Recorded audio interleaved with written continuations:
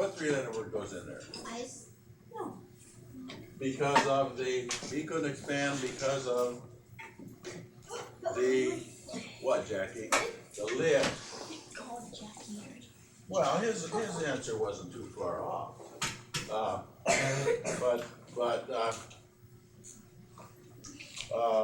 You know, his answer was related to the question, but lid is more suitable. Okay, but B couldn't because of the lid. So the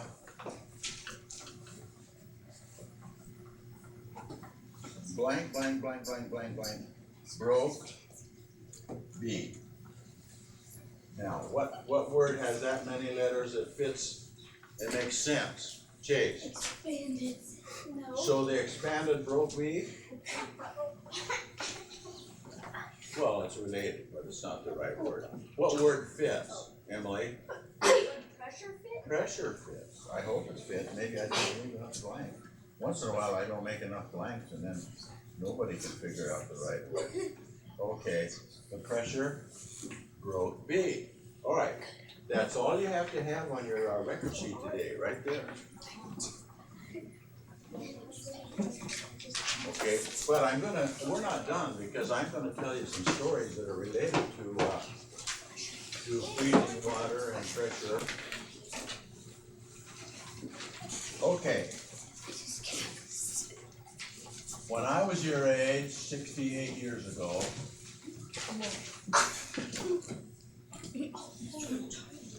we had a guy called the milkman that delivered 1 gallon glass bottles of milk to our doorway. The bottles had a cardboard cap and a thick paper cap with a thumb knot. Some people used to call these fogs. Okay? The milk that the milkman delivered was raw milk. You don't buy raw milk nowadays. Raw milk is the way it comes out of the cow. That's raw milk. Okay, the milk you buy in the stores today is mainly either non-fat milk or homogenized milk. When the milk comes out of the cow, the non-fat part of the milk and the cream are all mixed in together. They're evenly mixed in the milk. Raise your hand if you've ever had milk straight out of the cow. Anybody? Well, a lot of you have. You're country kids. And so in the schools where I teach in the city, I can't find anybody that's had milk straight out of the cow. Okay, that's called raw milk. All right, that's the kind of milk we got. But the cream part of milk is fat. Cream is fat, and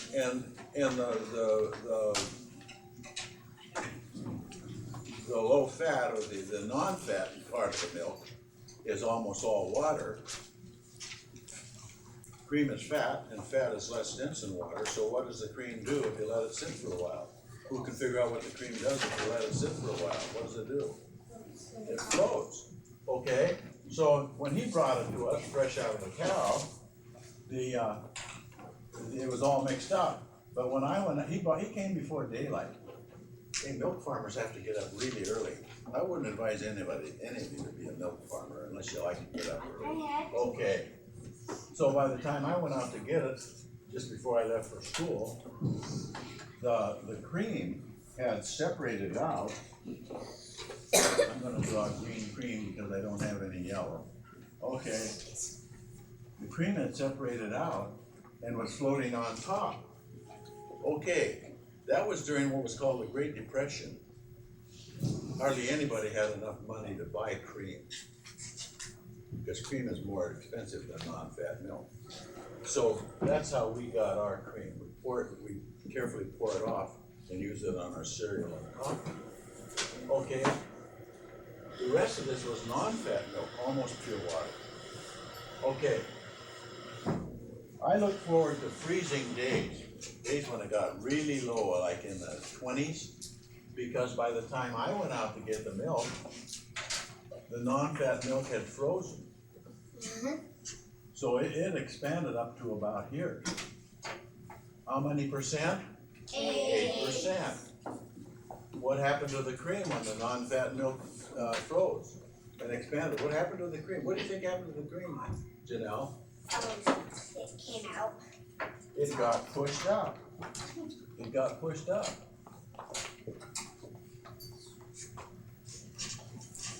Did you see that? So the cream was up like this, and the cap That's cool. the cap was sitting on top of it like that. Well, I call these chimneys. I call these chimneys because they look sort of like a chimney. All right. I didn't have any brothers or sisters, so I didn't have to compete with anybody for what I'm going to tell you about now. I would bring that in the house. I would scrape that cream off, that frozen cream off into a bowl, and I'd add sugar. What did I have? What did I end up with? What did I end up with, Harley? Cream and sugar? Brilliant, Harley. What's another name for it? What's another name for it, Janelle? No. What's another name for it, Darby? Butter? No. What's another name for it, Jessica? Creamer? No.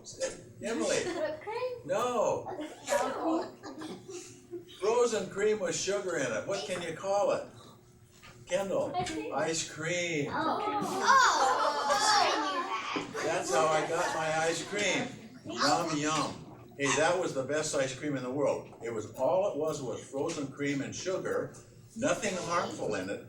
If you buy a carton of ice cream in the stores nowadays, if you look at the ingredients level, there's about a dozen different ingredients that they put in, and most of them aren't good for you. They put things in ice cream to keep it from melting too fast and keep it from forming crystals and make it smooth.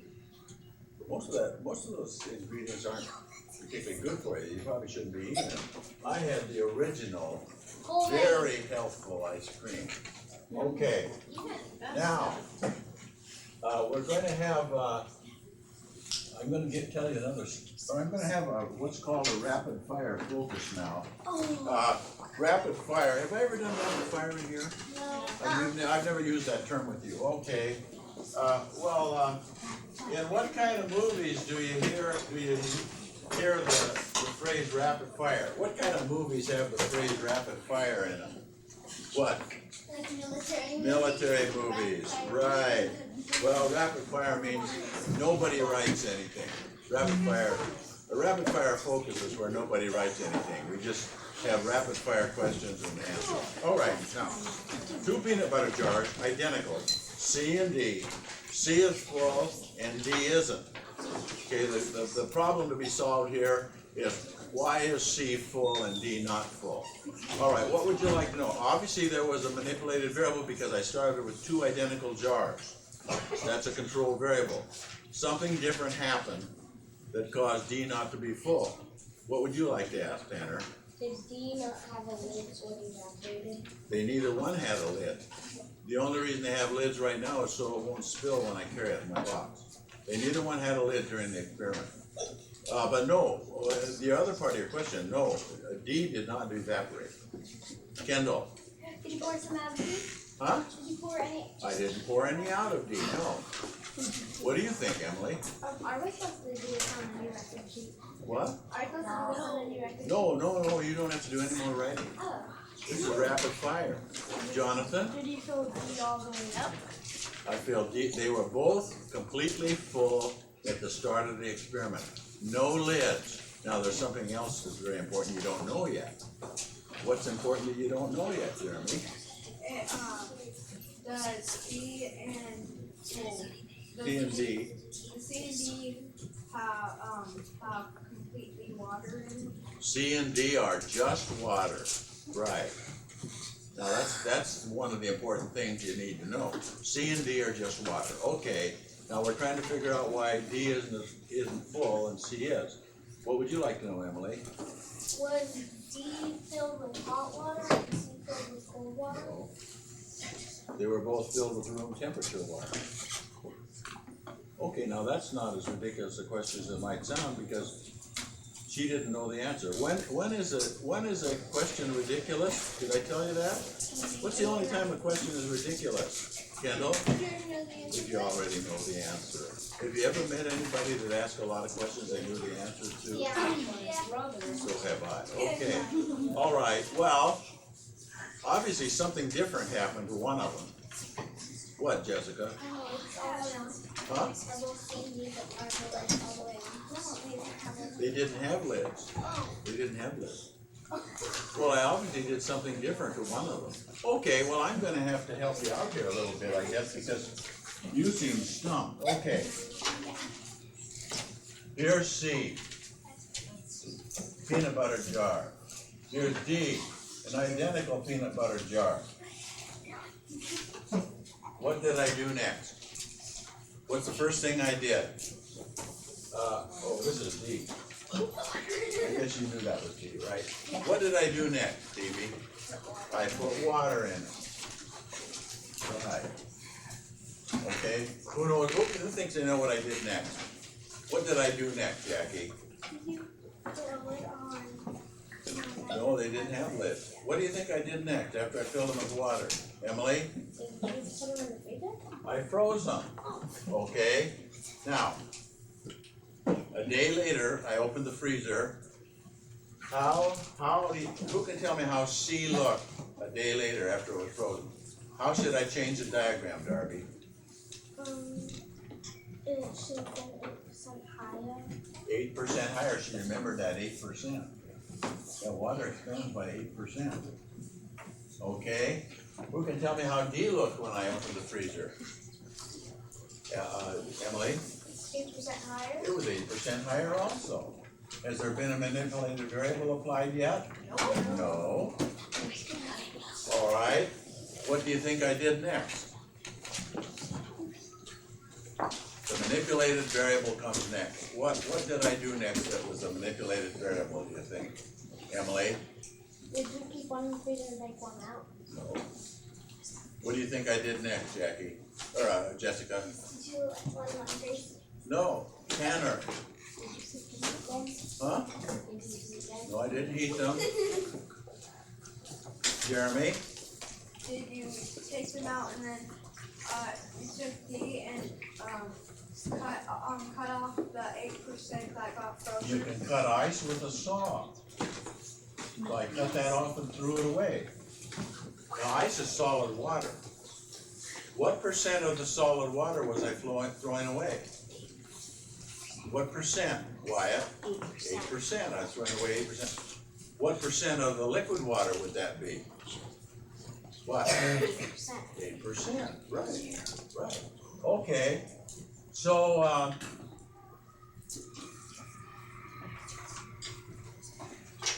then after I took the ice off, what did I do? After I took the ice off, what did I do, Jeremy? You let them melt. I let them melt. Okay, now when they melted, they became a liquid, right? Everybody knows that? Okay. The level of the water after they melted ended up at either level 1, 2, or 3. 1, 2, or 3. All right, I'm gonna have you vote on C first. How many think that when they melted, the level of the water in C ended up at level 1? Level 2? Level 3? Everybody voted for 2, and that's right. See, if you expand it by 8%, somebody ought to be able to figure this out. I don't think I've told you this yet, this period. How much does ice shrink if it melts? What percent does ice shrink if it melts? Mason? 8%. So you freeze it and you add 8% to its volume, you thaw it and you subtract 8% from its volume, it ends up where it started. I'll bet a lot of your parents don't know that. All right? You're going to vote now on where this one ended up. How many say that D ended up at level 1, level 2, level 3? Right, level 3. How far below the top is that? How far? 8%. 8% below. Okay. All right. Well, freezing water expands by 8%, and that creates a lot of pressure, enough to break that jar. But you may be surprised at this. That pressure is enough to break steel pipes too. It's enough to break steel water pipes if it gets cold enough. Now, how many of you live right here in the town of Eatonville? How many of you live? Oh, well, about half of you. Okay. So you're city kids, right? Okay. All right. Here's your house. And if it's built according to code, it's got a crawl space underneath with openings. Who knows what a crawl space is for? I'm gonna tell you. That's what a crawl space is for. Say it as soon as you know it. Crawling. Crawling. A crawl space is for crawling. Who wants to crawl? Who wants to crawl in a crawl space? What kind of person would want to crawl in a crawl space? If you know the kind of person that would tend to crawl in the crawl space, somebody besides your parents. Who knows somebody that would crawl in a crawl space? Tanner? Guy that puts in wires and. Right. Some kind of electrician or a plumber or a carpenter or somebody like that.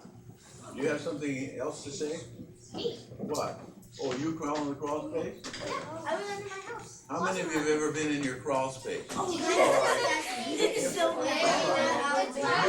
Here's part of what you should have seen. If out here on the street, if you live in the city of Eatonville, there's a big water line called the water main. It's a really big water pipe, 6 feet down, so it won't freeze. Okay, there's a smaller pipe coming up here to your water meter, which is where the water company reads it every month to tell how much water you use. And then there's a pipe that goes under the crawl space, under the floor, and then that branches out to all the rooms that have water, like bathrooms, and a laundry room, and a kitchen, like that. Those pipes are all under the floor. They're not in the heated part of the house. They're under the floor. The crawl space isn't heated in most homes. Okay? Now here's what sometimes happens when we get down to 20 degrees or below, which happens once in a while around here. Those pipes will freeze. So you open the faucet and nothing comes out. Why doesn't anything come out? Why doesn't anything come out, Chase? Because it's frozen. Because it's frozen. Okay. All right, so as long as it stays frozen, you won't get any water out of that faucet. But the weather warms up, and sometimes the homeowner will hear a gushing sound under the floor. What's the gushing sound? What's the gushing sound caused by? Emily? Slush? Marley? The ice moving over. No. Jeremy? When it froze, it expanded, broke the pipes. It broke the pipe, and what's the gushing sound? Water gushing out of the broken pipe. Okay, now you're the homeowner and you hear this water gushing out of this broken pipe. Give me an adjective that would describe how you would feel at that moment. One adjective that might describe how you would feel when you heard gushing water underneath your floor. One adjective. There's a lot of them, but I can think of a couple that are most appropriate. What's one, Nathan? How would you feel? I just want to go down there and fix it. I want one word. I don't think any of your one words would fit. Okay. All right. Tia. Huh? Freaked out? I guess I just put a hyphen in that one word. Janelle? Flood. Huh? Flood. Blood? I want an adjective. That's a noun. Who knows one adjective that might describe how you'd feel at that point? Emily? Scared. Scared. Okay, good.